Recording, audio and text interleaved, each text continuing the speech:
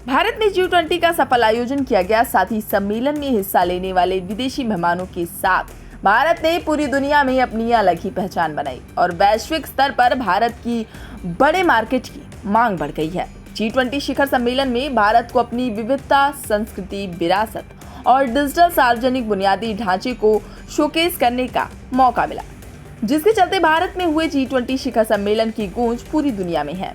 तो वहीं ऐसे में दिल्ली G20 समिट की सफलता के बाद अन्य देशों के साथ साथ अब भारत के पड़ोसी देश पाकिस्तान का रिएक्शन भी सामने आया है, जिसमें पाकिस्तानियों ने भारत की जमकर तारीफ की है। आप भी सुनिए G20 की सफलता पर पाकिस्तानियों का क्या कुछ कहना है। मैं समझता हूँ इंडिया ने बहुत ही आला स्टेप लिया है ये वाला, कि उनको ये होस्ट मिला है। बहुत ही अहम मौका था इंडियंस के लिए, सर फख्र से बुलंद हुए होंगे उनके, और हमारे लिए ये हज़ीमत है कि हमने सारा कुछ होने के बावजूद वही कुदरती वसाइल जो इंडिया के पास हैं वही हमारे पास हैं, सेम डेमोग्राफी है, लेकिन आज हमारे हालात देख लें, इंडिया के देख लें। इंडिया की जो तस्वीरें आई हैं PM मोदी की मुख्तलिफ सरबराहान मुमलिकत के साथ, वो इंडिया का जो पॉजिटिव चेहरा है वो दुनिया में दिखाने में बहुत बावर हुए हैं। सदर गया, सऊदी अरब का शहजादा गया और इस तरह दूसरे सरबराह मुल्क आए तो पहली दफ़ा बड़े अरसे बाद आते हैं, तो ये एक ऑनर होता है उस मुल्क के लिए, जिस मुल्क में पूरी दुनिया के जो 20 मुल्कों के जो टॉप 20 हैं वो लोग पहुँचते हैं और वो पहुँच के एक ऑनर तो होता है उसका।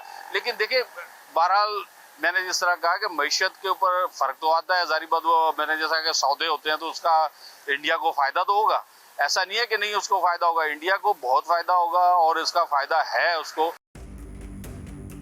बता दें कि अमेरिका से लेकर फ्रांस तक दुनिया के तमाम बड़े देशों के प्रतिनिधियों ने दिल्ली आकर इस सम्मेलन में हिस्सा लिया, जो कि पड़ोसी देश पाकिस्तान को कुछ रास नहीं आ रहा है। पाकिस्तान के लोगों ने जमकर अपने देश की कमियां भी गिनवाई, तो वहीं कुछ ने कहा कि हमें भारत देश से अलग नहीं होना चाहिए था। कुछ लोगों का कहना है कि भारत आज विश्वगुरु बन चुका है, पाकिस्तान से 100 गुना आगे निकल चुका है। ऐसे में पाकिस्तान अब भारत की बराबरी नहीं कर पाएगा।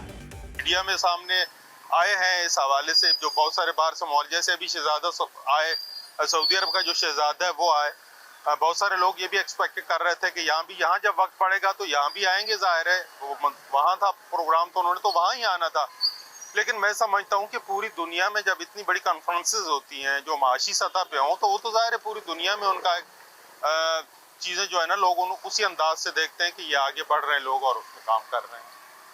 लेकिन इसके बावजूद मैं समझता हूँ कि पाकिस्तान भी जो मौजूदा बहरान से हम गुजर रहे हैं, ये उसके लिए एक बहुत बड़ा चैलेंज बन जाएगा।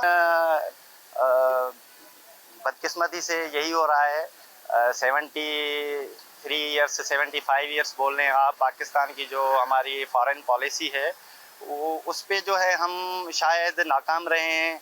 इसी वजह से आपके पड़ोसी ममालिक में एक G20 की कॉन्फ्रेंस हो रही है, जहाँ पे जो है तरक्की पजीर ममालिक हैं शिरकत कर रहे हैं, मगर पाकिस्तान को कान तक जूं तक जो है आवाम को पता नहीं है कि आपके पड़ोस में क्या हो रहा है। तो होना ये चाहिए था कि ये G20 की कॉन्फ्रेंस पाकिस्तान में होनी चाहिए थी, मगर ये इंडिया में हुई। उसकी भी यही वजूहत हैं कि हमारी जो फॉरेन पॉलिसी है और जो लॉ एंड ऑर्डर सिचुएशन है पाकिस्तान में, तो हम बहुत पीछे चले गए हैं। बहरहाल इन सब बातों से तो आपको पता चल ही गया होगा कि भारत में हुए G20 को लेकर पाकिस्तान कैसे बौखलाया हुआ है। जिस तरह से भारत सरकार ने G20 को लेकर दिल्ली में तैयारियां की, उसे देखकर हर कोई हैरान रह गया। गौरतलब है कि भारत सरकार ने G20 के आयोजन में कोई कसर नहीं छोड़ी, इसलिए भारत सरकार ने दिल्ली को दुल्हन की तरह सजाया।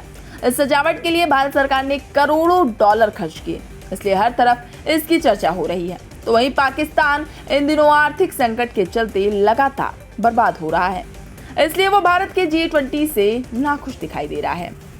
तो फिलहाल के लिए इस खबर में बस इतना ही।